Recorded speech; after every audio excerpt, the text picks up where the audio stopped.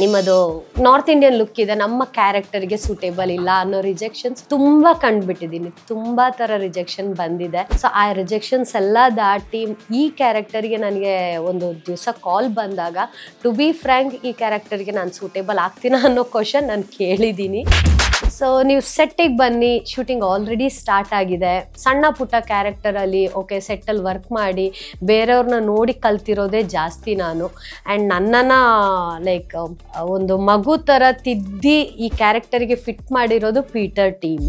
Technician teams ಯಾರು and head ಯಾರು, assistant directors ಯಾರು, ಏನು ಗೊತ್ತಾಗ್ತಾ ಇರಲಿಲ್ಲ.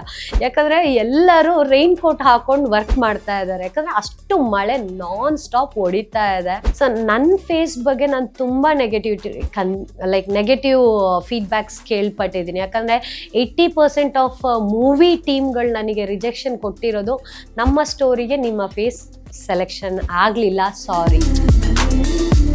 ಈ ಥರ ಒಂದು ಕ್ಯಾರೆಕ್ಟರಿಗೆ ನನಗೆ ಈ ಥರನೇ ಬೇಕು ಅನ್ನೋ ಇಮ್ಯಾಜಿನೇಷನ್ ಫೇಸ್ ನಿಂದಾಗಿತ್ತು ಅಂತ ಒಂದು ಆನ್ಸರ್ ಬಂತು. ಸೊ ನಾನು ತುಂಬ ಖುಷಿಪಟ್ಟೆ. ಯಾಕಂದರೆ ನಾನು ತುಂಬ ನನ್ನ ಫೇಸ್ ಬಗ್ಗೆ ನೆಗೆಟಿವಿಟಿ ಕಂಡಿದ್ದೀನಿ. ಹಾಯ್, ನನ್ನ ಹೆಸರು ಡೀನಾ ಅಂತ, ಬೇಸಿಕ್ಲಿ ಫ್ರಮ್ ಮಡಿಕೇರಿ. ಸೊ ಇವಾಗ ನಾನಿಲ್ಲಿ ಬಂದಿರೋ ಮುಖ್ಯವಾದ ವಿಷಯ ಅಂದರೆ ಪೀಟರ್ ನನ್ನ ಲೈಫ್ದು ತುಂಬ ದೊಡ್ಡ ಟರ್ನಿಂಗ್ ಪಾಯಿಂಟ್ ಅಂತಲೇ ಹೇಳ್ಬೋದು. ನನ್ನ ಇಂಟ್ರಡಕ್ಷನ್, ನನಗೆ ಪೀಟರ್ ಬಗ್ಗೆ ಹೇಳಬೇಕು ಅಂದರೆ, ನನಗೆ ಈ ಮೂವಿ ಸಿಗೋಕ್ಕೆ ತುಂಬಾ ಸ್ಟ್ರಗಲ್ ಇದೆ.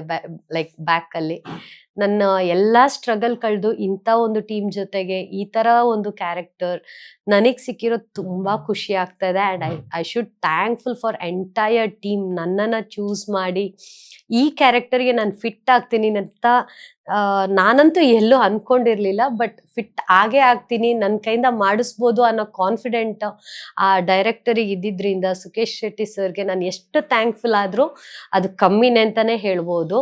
ಎಸ್, ನಾನು ಸಣ್ಣದ್ರಿಂದನೂ ಟಿವಿಯಲ್ಲಿ ಬರಬೇಕು ಅನ್ನೋ ಆಸೆ ಎಲ್ಲರಿಗೂ ಇದ್ದೇ ಇರುತ್ತೆ. ನಾವು ಒಂದು ಚೆನ್ನಾಗಿ ಕಾಣಬೇಕು, ನಾವು ಒಂದು 4 ಜನದ ಕಣ್ಮುಂದೆ ರೆಕಗ್ನೈಸ್ ಆಗಬೇಕು ಅನ್ನೋದು.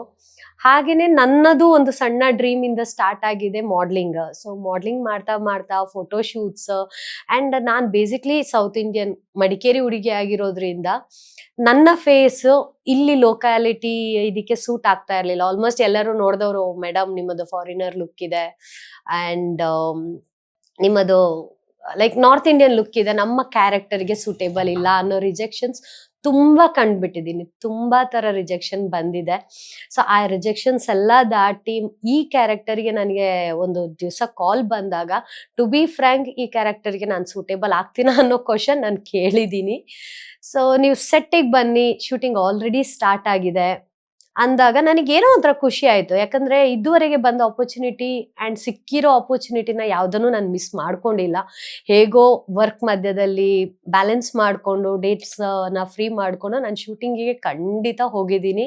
ಆ್ಯಂಡ್ ನನ್ನ ಬೆಸ್ಟನ್ನ ನಾನು ಕೊಟ್ಟಿದ್ದೀನಿ. ಯಾಕಂದರೆ ನನಗೆ ಯಾವುದೇ ಥರ ಬ್ಯಾಕ್ಗ್ರೌಂಡ್ ಆ್ಯಕ್ಟಿಂಗ್ ಅಂತ ಸಪೋರ್ಟ್ ಅಂತಲೂ ಇಲ್ಲ. ಆ್ಯಂಡ್ ಫ್ಯಾಮಿಲಿಲೂ ಯಾರು ನನಗೆ ಗೈಡ್ ಮಾಡೋ ಅಂಥವ್ರು ಯಾರೂ ಇರಲಿಲ್ಲ ಆ್ಯಕ್ಟಿಂಗ್ ಮಾಡ್ಲಿಂಗಿಗೆ. ಸೊ ನನ್ನ ಓನ್ ಇಂಟ್ರೆಸ್ಟಿಂದ ನಾನು ಬಂದಿದ್ದೀನಿ. ಆ್ಯಂಡ್ ಹಾಗೆ ಹೇಳಬೇಕು ಅಂದರೆ, ಮೂವಿ ಎಕ್ಸ್ಪೀರಿಯನ್ಸ್, ಸಣ್ಣ ಪುಟ್ಟ ಕ್ಯಾರೆಕ್ಟರಲ್ಲಿ ಓಕೆ ಸೆಟ್ಟಲ್ಲಿ ವರ್ಕ್ ಮಾಡಿ ಬೇರೆಯವ್ರನ್ನ ನೋಡಿ ಕಲ್ತಿರೋದೇ ಜಾಸ್ತಿ ನಾನು. ಆ್ಯಂಡ್ ನನ್ನನ್ನು ಒಂದು ಮಗು ಥರ ತಿದ್ದಿ ಈ ಕ್ಯಾರೆಕ್ಟರ್ಗೆ ಫಿಟ್ ಮಾಡಿರೋದು ಪೀಟರ್ ಟೀಮ್. ಯಾಕೆಂತ ಹೇಳಿದ್ರೆ, ಇಲ್ಲಿ ನಾನು ಒಬ್ಬರೇ ನನ್ನನ್ನು ತಿದ್ದಿದ್ರು ಅಂತ ಹೇಳೋಕ್ಕಾಗಲ್ಲ. ಕಂಪ್ಲೀಟ್ ಟೀಮ್ ನನಗೆ ಸಪೋರ್ಟ್ ಮಾಡಿದೆ. ಕ್ಯಾಮರಾ ಮುಂದೆ ಹೋಗಿ ನಿಲ್ಲಕ್ಕಿಂತ ಮುಂಚೆ ನಾನೇ ಆ ಕ್ಯಾರೆಕ್ಟರ್ ಅನ್ನೋ ರೇಂಜಿಗೆ ನನ್ನನ್ನು ಟ್ರೈನ್ ಮಾಡಿದ್ದಾರೆ. ಯಾಕಂದರೆ ಮಾಡ್ಲಿಂಗಲ್ಲಿ ನಮಗೆ ಜಸ್ಟ್ ಕ್ಯಾಮರಾ ಮುಂದೆ ಫೋಸ್ ಕೊಟ್ಟು ಸ್ಮೈಲ್ ಕೊಟ್ಟು ನಮ್ಮ ಒಂದು ಸೋಕೇಶ್ ಥಿಂಗ್ಸ್ ಅಷ್ಟೇ ವರ್ಕೌಟ್ ಆಗುತ್ತೆ. ಬಟ್ ಆ್ಯಕ್ಟಿಂಗ್ ಅಂತ ಬಂದಾಗ ಎಂಟೈರ್ ಬಾಡಿ ಲ್ಯಾಂಗ್ವೇಜ್, ಎಕ್ಸ್ಪ್ರೆಷನ್ಸ್, ನಮ್ಮ ಒಂದು ಕಂಪ್ಲೀಟ್ ನೇಚರ್, ನಾನು ಸೆಟ್ಟಲ್ಲಿ ಹೇಗಿದ್ದೆ ಅಂದರೆ ನಾನೇ ಒಂದು ಆ ಕ್ಯಾರೆಕ್ಟರ್, ನಂದು ರಿಯಲ್ ನೇಚರೇ ಅದು ಅನ್ನೋ ಥರನೇ ನಾನು ಕಂಪ್ಲೀಟ್ ಸೆಟ್ಟಲ್ಲಿ ಮೂವ್ ಆಗೋ ಥರ ಇದ್ದೆ. ಅಷ್ಟು ಇನ್ವಾಲ್ವ್ ಆಗಿದ್ದೆ ನಾನು ಆ ಕ್ಯಾರೆಕ್ಟರ್ ಮೇಲೆ. ಆ್ಯಂಡ್ ಇದು ನನ್ನ ಆಸೆಗಳು. ಡ್ರೀಮ್, ನಾನು ಇಲ್ಲಿಗೆ ಬರಬೇಕು, ನಾನು ಇದಕ್ಕೆ ರೀಚ್ ಆಗಬೇಕು ಅನ್ನೋದು. ಆ ಡ್ರೀಮ್ ಪ್ರಕಾರ ಎಷ್ಟೋ ಪ್ರಾಜೆಕ್ಟ್ ಮಾಡಿದ್ರು ಸಹ ನನಗೆ ವಾವ್, ನಾನು ಇದು ಮಾಡಿದ್ದೀನಿ ಅಂತ ಹೇಳ್ಕೊಳ್ಳೋ ಥರ ಯಾವುದೂ ನನಗೆ ಅನ್ನಿಸ್ಲಿಲ್ಲ. ಬಟ್ ಇವತ್ತು ನಾನು ಹೇಳ್ತಾ ಇದ್ದೀನಿ, I am a part of Peter team ಅಂತ ಹೇಳ್ಕೊಳಕ್ ತುಂಬಾ ಖುಷಿ ಆಗ್ತಾ ಇದೆ. ಅಂಡ್ ನೆಕ್ಸ್ಟ್ ಬಂದು ಎಕ್ಸ್ಪೀರಿಯನ್ಸ್. ಪೀಟರಿಗೆ ನಾನು ಎಂಟ್ರಿ ಕೊಟ್ಟ ಮೇಲೆ ಲೊಕೇಶನ್ ತುಂಬಾ ಡಿಫಿಕಲ್ಟ್ ಲೊಕೇಶನ್, ನಮ್ಮೂರು ಲೊಕೇಶನ್ ಮಡಿಕೇರಿ. ಪೀಟರ್ ಟೀಮಿಗೆ ಸೆಟ್ಟಿಗೆ ನಾನು ಬಂದ್ಮೇಲೆ ನನಗೆ ದೊಡ್ಡ ಕ್ವಶನ್ ಮಾರ್ಕ್ ಬಂದಿದ್ದು ನಮ್ಮೂರು ಮಡಿಕೇರಿ ಮಳೆ. ನನಗ್ ಕಾಮನ್, ನನಗ್ ತುಂಬಾ ಕನೆಕ್ಟೆಡ್ ನೇಚರ್. ಸೊ ನನ್ಗೆ ಅದ್ರಲ್ಲಿ ಏನು ಸರ್ಪ್ರೈಸ್ ಅನಿಸ್ಲಿಲ್ಲ. ಬಟ್ ಬೇರೆ ಸೆಟ್ಟಲ್ಲಿ ವರ್ಕ್ ಮಾಡಿ ಅಲ್ಲಿದ್ ಸ್ಟ್ರಗಲ್, ಮೂವಿ ಹೇಗ್ ಮಾಡ್ತಾರಪ್ಪ, ಇಲ್ಲಿ ಈ ಟೀಮ್ ಹೆಂಗ್ ವರ್ಕ್ ಮಾಡ್ತಾರೆ ಅನ್ನೋ ದೊಡ್ಡ ಕ್ವಶನ್ ಮಾರ್ಕ್ ಅಂತೂ ನನಗಿತ್ತು. ಯಾಕಂದ್ರೆ ಲೊಕೇಶನ್ ಬಂದ್ಬಿಟ್ಟು ತುಂಬಾ ಕಂಜೆಸ್ಟೆಡ್ ಇತ್ತು. ಈ ಕಂಜೆಸ್ಟೆಡ್ ಲೊಕೇಶನ್ ಅಲ್ಲಿ ಇಷ್ಟು ಜನ, ಸೆಟ್ಟಲ್ಲೇ ಅಷ್ಟು ಜನ ಇದ್ದಾರೆ. ನಾನು ಲಾಸ್ಟ್ ಟೈಮ್ ಒಂದ್ಸತಿ ಲೈಕ್ ಇದ್ರಲ್ಲಿ ಹೇಳಿದ್ದೆ, ದ ಥಿಂಗ್ಸ್ ಏನು ಅಂದ್ರೆ, ಇಷ್ಟು ಜನ ಸೆಟ್ಟಲ್ಲೇ ವರ್ಕ್ ಮಾಡ್ತಾ ಇದ್ದಾರೆ, ಇದ್ರಲ್ಲಿ ಆರ್ಟಿಸ್ಟ್ ಯಾರು, ಟೆಕ್ನಿಷಿಯನ್ ಟೀಮ್ಸ್ ಯಾರು, ಅಂಡ್ ಹೆಡ್ ಯಾರು, ಅಸಿಸ್ಟೆಂಟ್ ಡೈರೆಕ್ಟರ್ಸ್ ಯಾರು, ಏನು ಗೊತ್ತಾಗ್ತಾ ಇರ್ಲಿಲ್ಲ. ಯಾಕಂದ್ರೆ ಎಲ್ಲರೂ ರೈನ್ ಕೋಟ್ ಹಾಕೊಂಡು ವರ್ಕ್ ಮಾಡ್ತಾ ಇದ್ದಾರೆ. ಯಾಕಂದ್ರೆ ಅಷ್ಟು ಮಳೆ ನಾನ್ ಸ್ಟಾಪ್ ಹೊಡಿತಾ ಇದೆ. ಅಂಡ್ ಈ ಜೂನ್ ಜುಲೈ ಟೈಮಲ್ಲಿ, ಇಂಥ ಮಳೆ ಟೈಮಲ್ಲಿ ಇವ್ರು ಯಾಕೆ ಶೂಟಿಂಗ್ ಇಟ್ಕೊಂಡಿದ್ದಾರೆ ಅನ್ನೋ ಕ್ವಶನ್ ಮಾರ್ಕೆ ನನಗ್ ಬಂತು. ಯಾಕಂತ ಹೇಳಿದ್ರೆ ಅಲ್ಲಿ ಒಂದ್ಸತಿ ಮಳೆ ಶುರು ಆಯ್ತು ಅಂದ್ರೆ ಏನೋ ಒಂದು 5 ನಿಮಿಷ 10 ನಿಮಿಷ ಗ್ಯಾಪ್ ಸಿಗುತ್ತಷ್ಟೇ. ಆ ಗ್ಯಾಪ್ ಅನ್ನ ಮೇಂಟೈನ್ ಮಾಡ್ಕೊಂಡು ಕಂಪ್ಲೀಟ್ ಇಲ್ಲ ಮಳೆಲೇ ಮಾಡ್ಬೇಕು, ನಮಗೆ ರಿಯಲ್ ನ್ಯಾಚುರಲಿಟಿ ತೋರಿಸ್ಬೇಕು ಅನ್ನೋ ಡೆಡಿಕೇಶನ್ ಅಂತೂ ಸಿಕ್ಕಾಪಟ್ಟೆ ನಾನು ಕಂಡೆ ಆ ಟೀಮಲ್ಲಿ. ಒಬ್ಬೊಬ್ರು ಡೆಡಿಕೇಶನು ಹಾಗೆ ಇತ್ತು. ಅಂಡ್ ಬೇರೆ ಟೀಮಲ್ಲೆಲ್ಲ ವರ್ಕ್ ಮಾಡಿದಾಗ ಬನ್ನಿ ಡೈಲಾಗ್ ಕೊಟ್ಟಿದ್ದಾರೆ ಮಾಡಿ, ಓಕೆ ನಾವೇನ್ ಮಾಡಿದೀವಿ ಅದನ್ನ ಸಣ್ಣ ಪುಟ್ಟ ಕರೆಕ್ಷನ್ ಇತ್ತು. ಸೊ ಇಲ್ಲಿ ನನ್ಗೆ ಈ ಮೂವಿ ಟೀಮಲ್ಲಿ ಇದ್ದ ಆ ಡೆಡಿಕೇಶನ್ ಇದೆ ಅಲ್ಲ, ಈಚ್ ಅಂಡ್ ಎವ್ರಿಥಿಂಗ್. ನನ್ನ ಲರ್ನಿಂಗ್ಸ್ ಹೆಂಗಿತ್ತು ಅಂದ್ರೆ, ಇಲ್ಲ ನಿನಗೆ ಕ್ಯಾರೆಕ್ಟರ್ ಕೊಟ್ಟಿದೀವಿ, ಕ್ಯಾರೆಕ್ಟ್ರಲ್ಲಿ ನೀನ್ ಇನ್ವಾಲ್ವ್ ಆಗು, ಇದಿಷ್ಟೇ ಇರ್ಲಿಲ್ಲ. ನಾನು ಏನ್ ಹೇಳ್ತೀನಿ ಆ ರೇಂಜಿಗೆ ನಿನ್ನ ಔಟ್ಪುಟ್ ಬರ್ಲೇಬೇಕು. ನೀನ್ ಎಷ್ಟು ಟೇಕ್ ಬೇಕಾದ್ರೂ ತಗೋ, ರೆಸ್ಟ್ ತಗೋ, ಗ್ಯಾಪ್ ತಗೋ, ಆದ್ರೆ ನನ್ನ ಔಟ್ಪುಟ್ ಇದು, ನನಗೆ ಇಷ್ಟೇ ಬೇಕು ಅನ್ನೋದು ಡೈರೆಕ್ಟರ್ ಒಂದು ಕನ್ಸರ್ನ್ ಆಗಿತ್ತು. ಅವ್ರು ಎಲ್ಲಿ ಯಾವುದೇ ತರ, ಯಾವುದೇ ಒಂದು ಪಾಯಿಂಟ್, ಯಾವುದೇ ಒಂದು ಲೈನ್ ಅಲ್ಲೂ ಕಾಂಪ್ರಮೈಸ್ ಆಗಿದ್ ನಾನಂತೂ ಕಾಣ್ಲಿಲ್ಲ. ನನಗದು ತುಂಬಾ ಟಾಸ್ಕ್ ಅನಿಸ್ತಿತ್ತು. ಯಾಕಂತ ಹೇಳಿದ್ರೆ ಆಕ್ಟಿಂಗ್ ಬ್ಯಾಕ್ ಗ್ರೌಂಡ್ ಇಲ್ಲದೆ ನಾನು ಒಂದು ಕ್ಯಾರೆಕ್ಟರ್ನ ಲೀಡ್ ಮಾಡಬೇಕು. ಅಂಡ್ ಡೈಲಾಗ್ಸ್ ಅಂಡ್ ಆ expressions, to be frank expressions ನನಗೆ ನಾನಾ ಅನ್ನೋ ತರನೇ ಅನಿಸ್ತಾ ಇತ್ತು.